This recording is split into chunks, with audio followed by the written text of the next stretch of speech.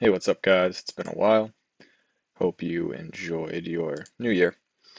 I'm gonna do a little market recap today.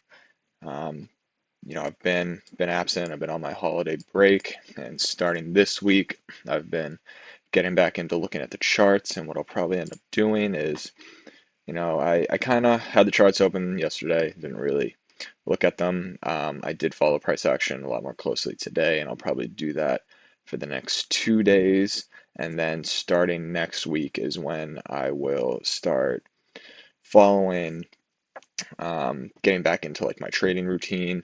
And then I'll try and determine, and most likely come the 15th of January is when I will start, trying to get back into the full swing of trading. But I've missed the markets. ICT has been dropping some new charter content, um, and I just wanted to make a video because I liked price today. Price was good. So looking at the dollar here, now we're in a very interesting time. So we have a whole new year, and remember, this is an election year, so that's important just to know. The election runs throughout the majority of the year in the U.S., so that's one thing with, nothing's changed really overseas. But we're going to focus more on just technicals right now. So this is the month on the dollar. So if we zoom out and get a little bigger picture here, the dollar is in an uptrend, and you know, and we're talking uptrend and looking back over the years. If you look specifically where we've had this consolidation. We ran up, came back down, and notice this, all these wicks in here coincide pretty nicely. They're all just bouncing off of this monthly fair value gap right here. So we have all these wicks, wicks, wicks. We have this former high. So swing high, broke into the upside, now coming back down. We're touching it, touched it here, right here, and then you have these wicks, which are aligning with these wicks. But it gets a little more interesting when we go down to the weekly. So come to the weekly, and we're going to focus on this consolidation. So remember, we're in an uptrend on the monthly. We are still in this uptrend on the weekly, and that is because this right here, maybe I'll do, no, I won't do anything. I'll use this.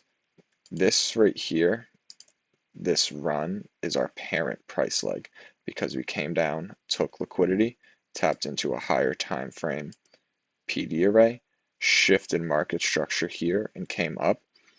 And we did have a swing, these swing highs that are lower, but there's not much of a swing low in here. So this, technically this candle can be a swing low because these two candles are smaller, but it's not a swing low in the sense of, see this, and this is one of those things where it's really hard to explain. Um, your eye, it comes with experience and just seeing it. I think I don't, I'm not going to try and too hard to explain it because I'm assuming that you guys can all understand what I'm saying right now. This price run from here, it's all up close candles. It doesn't have one down close candle. It doesn't have any swing low that is a swing low, similar to how these are swing lows right here. This is a swing low. So it's all up close candles up, coming back down. So I like to view this as these are all lower, sorry, higher lows after this low right here. Now, I was saying for a while that I didn't think we were going to get this low. And of course, when doing technical analysis, we're going to be wrong. And we have to be open and we have to know where our lines in the sand are for, okay, if it crosses this line, then I'm totally wrong. And I did have that line a little higher for you guys. It was more up. I think I was kind of gauging this swing low. But in reality, the trend hasn't been broken, um, because we haven't shifted market structure to the downside, in my opinion. what I think is really interesting about this swing low right here is if you've been watching ICT's content and you know the optimal trade entry, let's pick the bodies. Look at how this swing low, the bodies of these candles respect optimal trade entry. So we have 62 to 79%. These bodies land beautifully right on that optimal trade entry, which also coincides with this weekly fair value gap right here.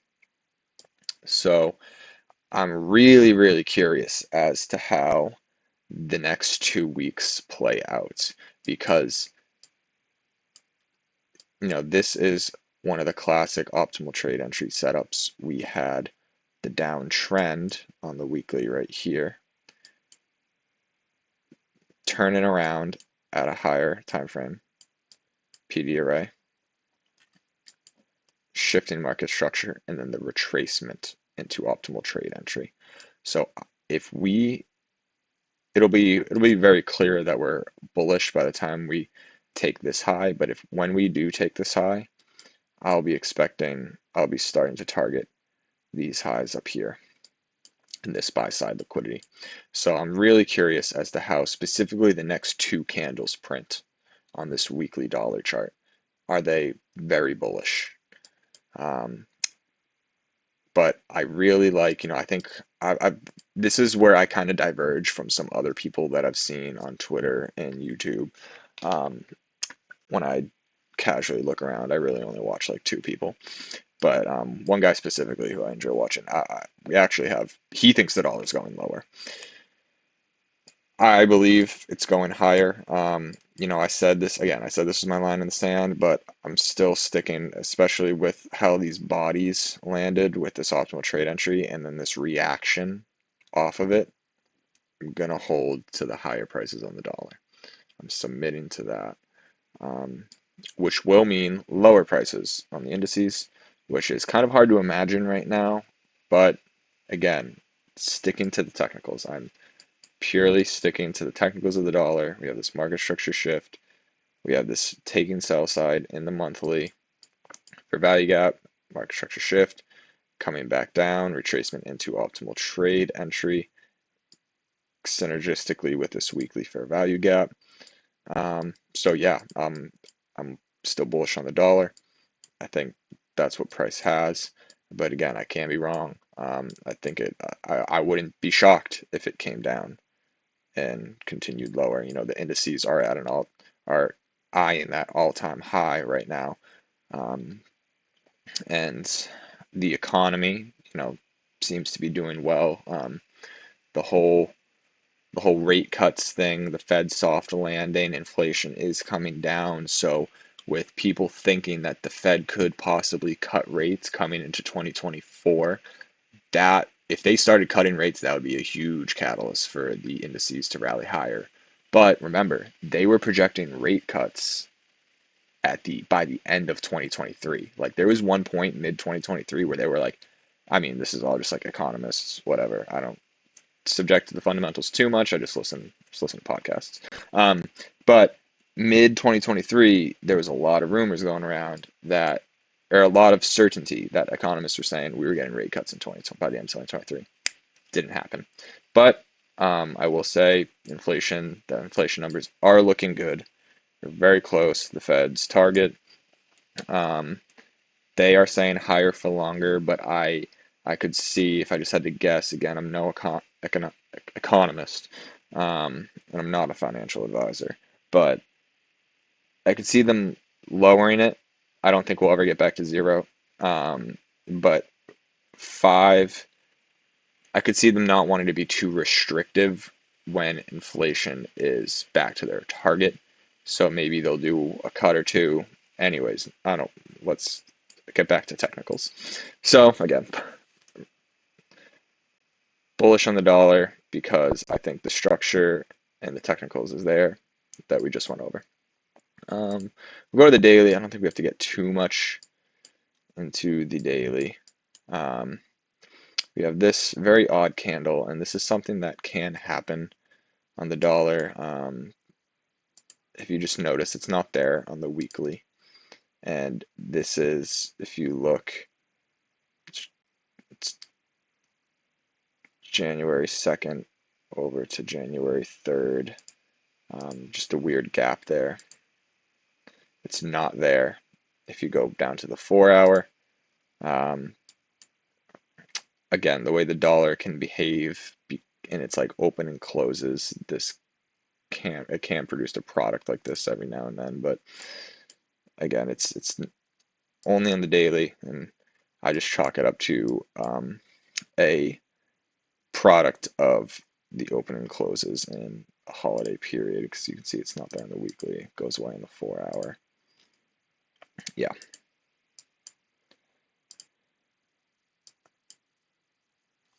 Take those off. Yeah, I'm not gonna actually go over the daily. I think the daily, I think the weekly really tells the picture, and what I'll be looking for is on the daily, um, do we continue? So this was that swing high on the weekly. Swing high on the weekly. I want to just really see price kind of really cut through this SIBI and inefficiencies right here. Again, we have this swing low right here. I kind of talked about how the dollar, I talked about in a video a long time ago how the dollar kind of went through a market maker sell model, with this being the buy side, this being the sell side, this being the original consolidation. Um, but now that that has completed, I want to see if we start cleaning up some of the liquidity on the sell side. Very similar, if you've been paying attention for the markets, the last quarterly shift we had in the S&P and NASDAQ, this is what it did. We were this new quarterly shift we're in. I'm trying not to get into too, I don't want to put too much. I'm trying to be concise here, but when the indices finished their last quarterly shift, we then continued and started this rally that we've been in for about the last 40 days. So I want to see if it wants to do something similar here in the dollar. So again, yeah, I will be looking to see how we respect these inefficiencies, and if we can really put a bottom in, like a higher low, and continue up to this swing. Let's go over NASDAQ now. Oof. I kind of want to keep this there.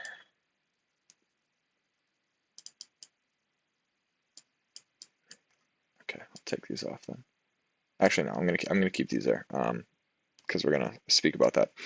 Anyways, NASDAQ, we had this. Let's go to the weekly. Actually, no, we want to go to the continuous chart. So something I did learn, and I rarely use the continuous charts. I actually just started using them a little more when I did this YouTube channel, but I didn't have the BDB adjust on. So as you can see, when I go over this, it says adjust for contract changes. And that's why when we didn't have it, it looked like we had the all-time high put in place. And I think if you go down to the daily, there's like a huge gap right here. Yeah. So this is what it looks like when you don't have the adjustment on toggled. And what it would look like is we are at an all-time high. But because this is when the contract rolled over from December to March, contract volume wise, trading wise. But if you click it, it tells a different story. So we haven't made all-time highs. That's why if you've been following me, I did make a comment about how we're at all-time highs. I didn't have my BD adjust on. So if you're using the continuous contract, time to use the BD adjust. We just haven't really had to in a while, because we haven't, like, this data won't pop up on the contracts because it's so far away. But I'm going to go under the assumption that you know that, if you're here on this channel. So let's look at the weekly with the BD adjust on. And if you look at it, this is the retracement that I thought we were going to get this week right here, coming into here. So we have been overdue for a retracement. As you can see, we have 1, 2, 3, 4, 5, 6, 7, 8, 9 days of up close weeks. We need a down close week. And what's really happening is we are tracing into this weekly fair value gap. As you can see, we're aligning with the consequent encroachment very well. What makes this week weird is, well, it is non-farm payroll week, but we didn't have trading on Monday. So normally I feel like, so we didn't have trading on Monday. Today's the second trading day of the week. If you're going under that logic, you could, let's pretend that it's kind of treating it like a Tuesday. Tuesday's usually the second trade day of the week. We didn't trade Monday because of the holiday. And this is another reason what I'm saying right now is why it's not the best time to be trading. We're still having that holiday period hangover with the markets, so just, trying to get back into their normal schedule. But second day of the week trading, this is a good area to see a bottom, a weekly bottom get placed in. And remember, we're trying to predict the weekly candle as the week. So we always trying to update our view on the weekly candle as it goes on. I think this could be a good bottom, but at the same time, we are due for, we could use a little more of a retracement. But it's a good idea for the weekly bottom. We'll see what tomorrow opens up like. So here we have the daily. As you can see, we've stopped right at consequent encroachment of this weekly fair value gap inside of this daily fair value gap. So now what we want to be seeing is, now that we've dropped down to a lower time frame, we're dropping down to where we're going to start getting more precise with our PD arrays.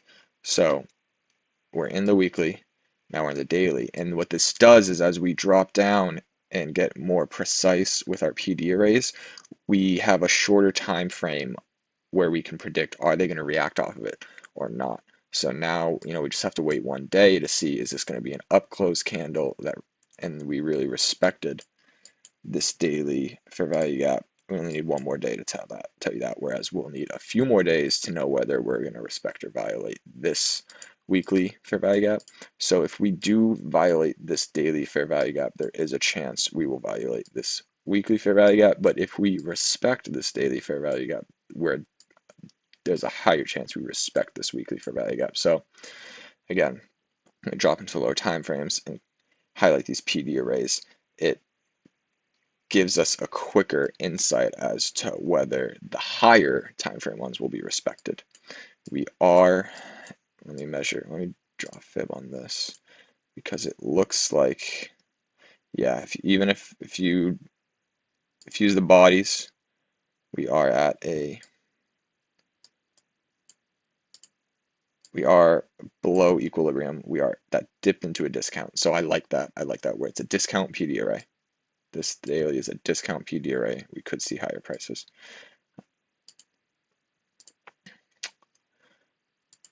Go down to the 4 hour. So I'm going to switch over to the regular contract because that's where I have most of my stuff to note it on. I just kind of wanted to give you that higher time frame, weekly, daily breakdown. These are our all-time highs that we are targeting.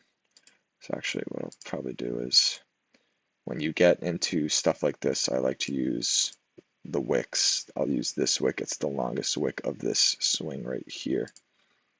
Bam. So next target I'll be looking is for the 50% level. Well, really this high. I got to get to this high first. But let's go to the March contract, NQH 2024. Go down to the daily. Again, I have these. That's the same weekly fair value gap. Here is the daily fair value gap. And now what I want to do is, I kind of just want to discuss how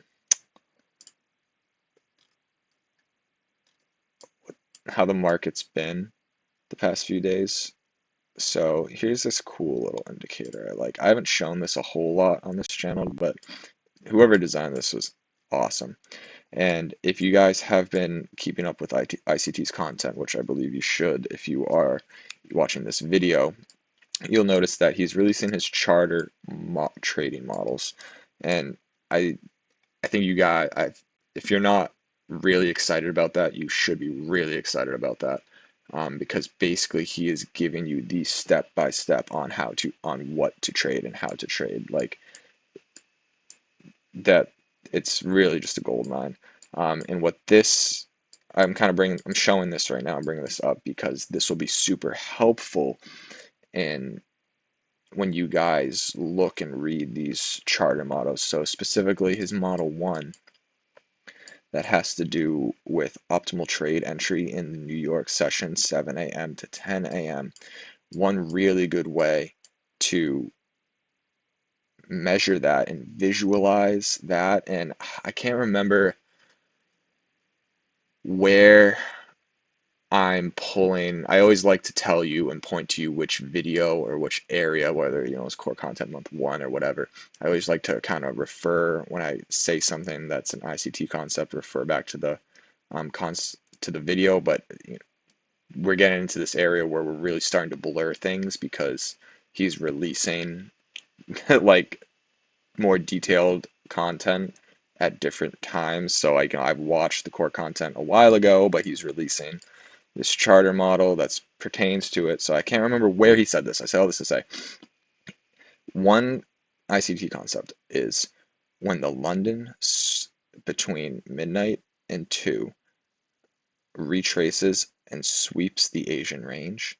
That right there is the easiest way to identify a turtle soup. So this right here, see this in these boxes do an amazing job at just highlighting it. So 1 to 2, we retrace against Asia, sweep it, take the Asian liquidity, and then go down. Now, usually a very it's going to be a good trading day when you see London sweep liquidity of Asia and then go the opposite direction. Now, remember, it's an per ICT, New York is often a continuation of London. So when you see London sweep the liquidity, pops above this box, and then continues down.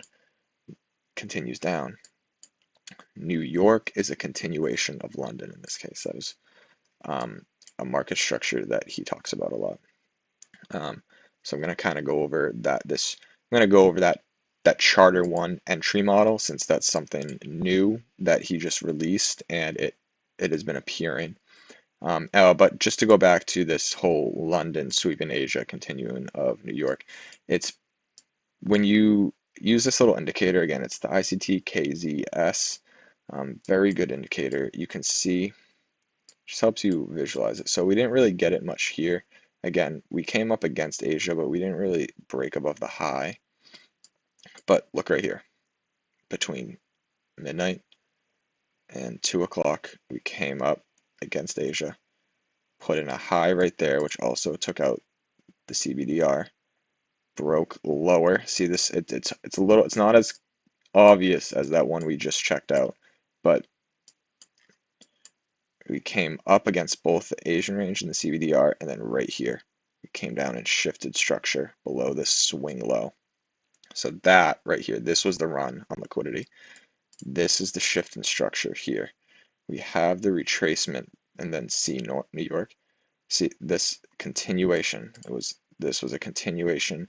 This in London we got the sweep of liquidity, and then it broke lower. So this leg right here, it didn't happen in this London 2 to 4 time frame, but just as a whole, this London session was to sweep the Asian CBDR liquidity, and we shifted lower.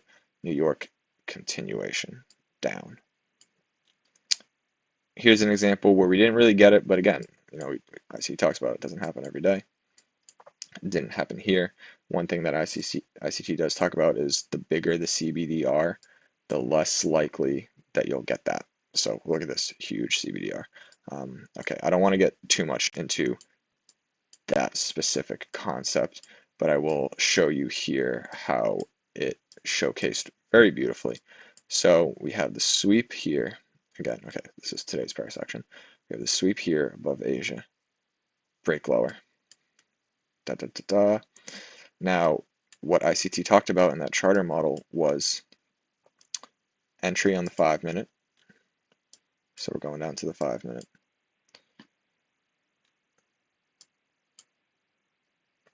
Let me clean this up for you a little bit.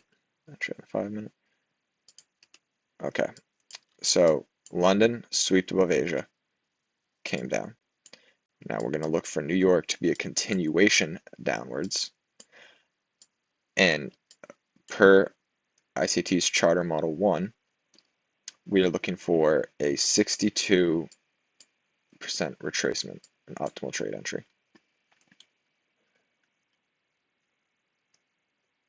Here, New York starts 7 a.m. This is where we start hunting the setup. What you want to do is you want to look for the swing low to be placed, and then we're looking for a retracement against the direction we're trying to trade in. So here we have it here.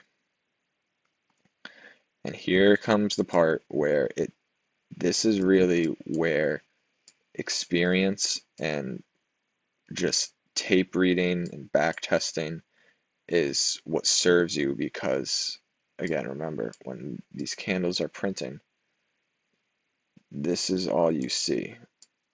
All you see is, okay, we had this really, really strong movement up. We put in the swing low. Where do I anchor my fib? So somebody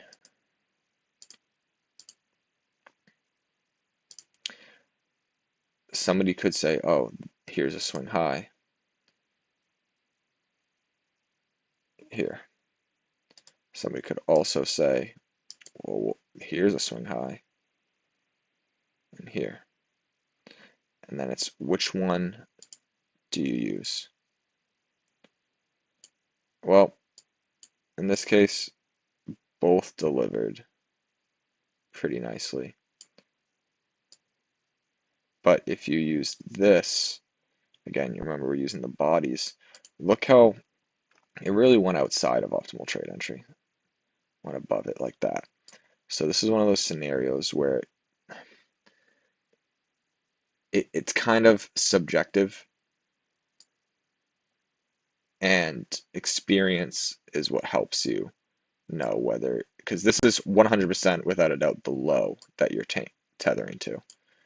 This is the low, we're looking for a retracement. But where do we anchor that high? Here. So we'd want to put it here. Why do I like this over this? Because this right here comes up and takes out this high. So this is where this price swing really started. This down price swing, it started here. See if I can. It started right here because this swing high came up and broke structure above this swing high, but then came down. And that's just one of those things where it's tape reading. It takes a good eye to see it. I mean, if you did use this, technically your stop should have been above this high, so you wouldn't have gotten stopped out. You just would have took on a little more heat. But if you did use this, as you can see, watch, we met it perfectly. See that, the wick of that candle? We came to 62 just about perfect.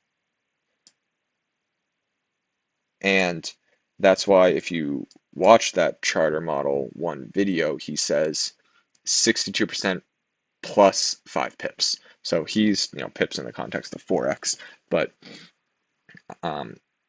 and you'll notice in those models he says plus 5 pips, minus 5 pips, and he's factoring in spread, and that's because these concepts can be so perfect that it'll touch the level perfectly, but that might not get you triggered. If you had a limit order placed right at that level, it might not trigger you in. So again, you'll notice he says the plus 5 pips, minus 5 pips. which will put you, in this case, it would be minus 5 pips because we're going short. So your stop would have to be a little bit lower, just enough to get you triggered in when it touches it to the perfect, and then it delivers lower. So that right there was a little example of today where we had the optimal, or we had that charter model 1 happen in the New York session. Yeah, we'll go over kind of the regular trading hours. I'm going to go to the 3 chart view. So I know it's always a lot for me too once I switch it over. Okay, get these set up. I'll actually take that off just to keep it a little cleaner.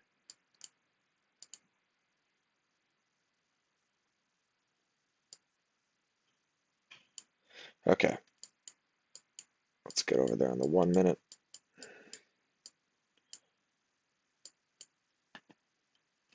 So 9:30 happens, as you can see, we move sideways pretty much.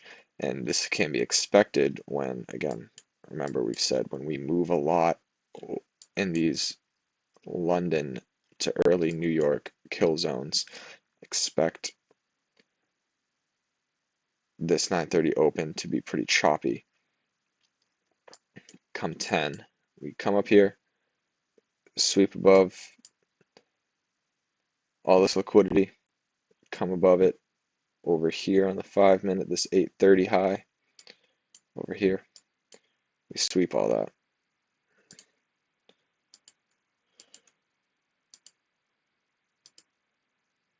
Swept it, came down. I believe we had a news driver at 10. It was medium impact. It was one of the FOMC members, Fed members spoke. So that's why you see this whipsaw. Up, down, down, up, come back up.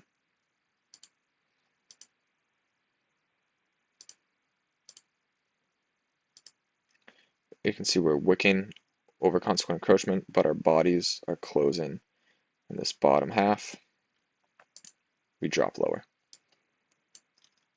So at this point, you should know the London down, New York kill zone is down. We're having a down close day. So when you see this drop, you shouldn't really be going long. I would not be going long. Just because, we talked about how on the weekly and the daily we've had so many up close days. We're overdue for a down close week. We had a very heavy open, overnight open. You should not be going long because of that. And because we still have these higher time frames. So at this time right here, we hadn't reached the consequent encroachment of what this yellow area is, this one right here, this daily. So that should have been that would have been your target. Come down, reach that daily area, come back up, come back down, and we kind of move sideways. Move sideways coming into, so that's the 10. You'd probably say that this right here, that's silver bullet for the 10 o'clock hour.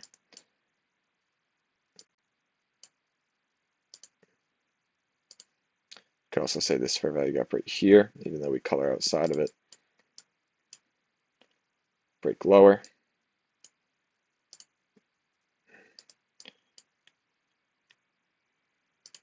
Let's go over the macro, 1050 macro. 1050 to 1110. So we had a huge drop at the start of 10. Now understand, I understand that you could be like, how do I become a part of that? That's the move I want to be in. But what you have, when you see something like this, you have to, like, yes, you might have the feeling of what should I have saw to be in that, but oftentimes nothing. Like, That's why you really have to have your models and your trading plan like very well defined, because it needs to be something where you look at this and go, well, looking at this price structure, my model wouldn't deliver it. I wouldn't have found an entry there, because that's what I say when I look at this. I understood why it happened, because we took all this buy side liquidity right here, but there was no entry for me. Maybe on the 30-second, 15-second right here on this up close, but on the 1 minute or higher, no entry for me. Came down, moved sideways into 1050, 1150 macro. We ran up against, retraced higher. Makes sense. We dropped a lot. This right here could have been a silver bullet as well.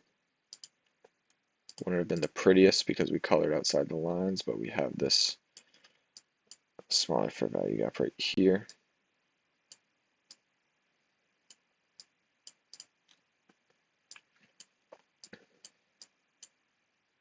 Right there. And then I really stopped watching the market after 9:30. Then coming into lunch. So this is when the afternoon got really good.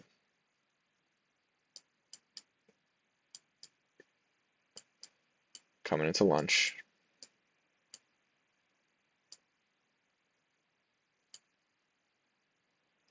we outline our sell side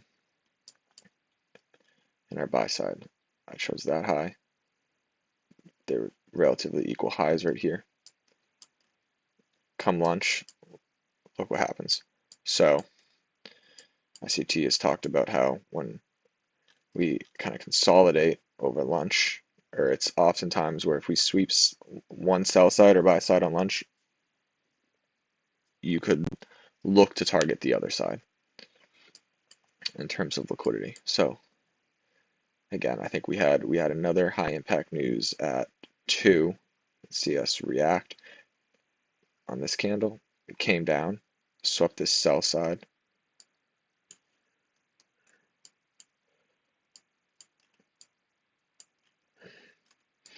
Now none of this was too clean on the 15-minute.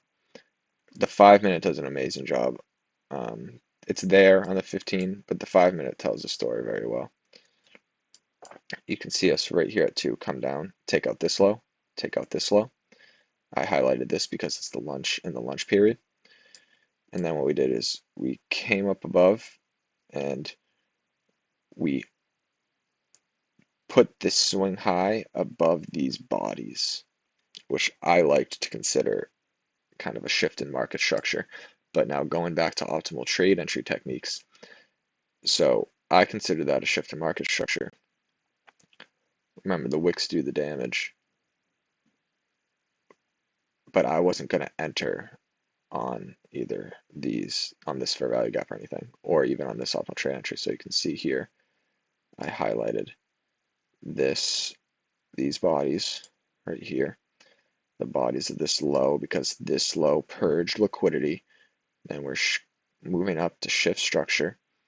Then we retrace, put these bodies inside optimal trade entry zone. And then we moved higher. But something you can do that's awesome is, okay, so now we're looking at this price swing right here.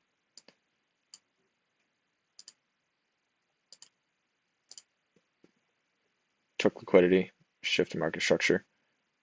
This is the price swing, looking at this low to this high.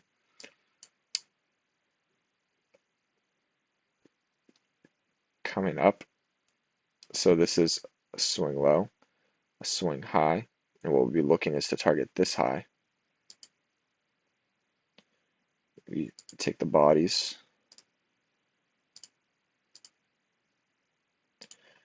of this swing low to this swing high.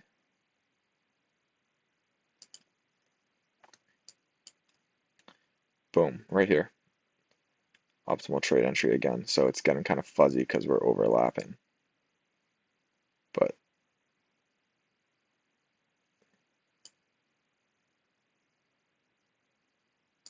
see this right here. This is what I was trying to grab. This little swing even comes down, and it's just beautiful to think of it as like when it's algorithmic and it's fractal. We have this price swing, swing low, swing high, optimal trade entry, retracement, but then fractal, swing low, swing high inside of this parent price swing, retracement to put another low in, optimal trade entry. You'd have your stop below here, and that's when it takes off to the upside. Now, when that happened, I was still kind of just, I wasn't going to enter here because again, like I said, I'm not really like taking trades. I'm not trading, but this was in the 2 o'clock window, and when I saw such a dramatic price swing up, I was like, oh, okay, like it was begging me to enter and find a silver bullet. So I did end up taking a trade. If you want to see it, again, this was just on a demo account. My laptop's running low on battery, so I have to be quick here. I took this little trade. I was entering off the basis of this fair value gap as the silver bullet. See, entry right there, coming down. And then I just took profit at this high. Or I think, yeah, I took profit at 20 handles. So right there. Again, this is just the demo account that I've just been playing around with during my holiday period when I'm not taking my trading too seriously. You can see it right there, 400. I've shown this before, so I'm just kind of scrolling through to show you that it's the same account that I've been showing you. Nothing too much has changed. I'm not trading it that much. As you can see, it's traded at 1.3. I had that 1.2, 1.2. Then the next one was like 12.21, 12.19. So not a whole lot of trades. And yeah, so we entered there, and then we just kind of came back down, and that was really the price run. Again, I don't really like trading after 3 because you can look at this, it kind of just sputters out oftentimes. I think if you haven't, the way I look at it is if there's enough models and time between like the New York kill zone open at 7 a.m. to 3 that if you haven't found, and though there that whole area like 7 a.m. to 3, there's just so many high probability times where if you haven't found something between then, it's not really worth trading before between 3 and 4. I might be a little bit of a hypocrite because I've live streamed myself trading between 3 and 4, but in hindsight, I probably shouldn't have been doing that, and I probably wasn't too profitable when that did happen. Cool. Just wanted to kind of hop on here and give a little daily breakdown of what I saw. Again, I'll be kind of starting to pick back up in the content, and hopefully by the end of January we'll be in full swings of things.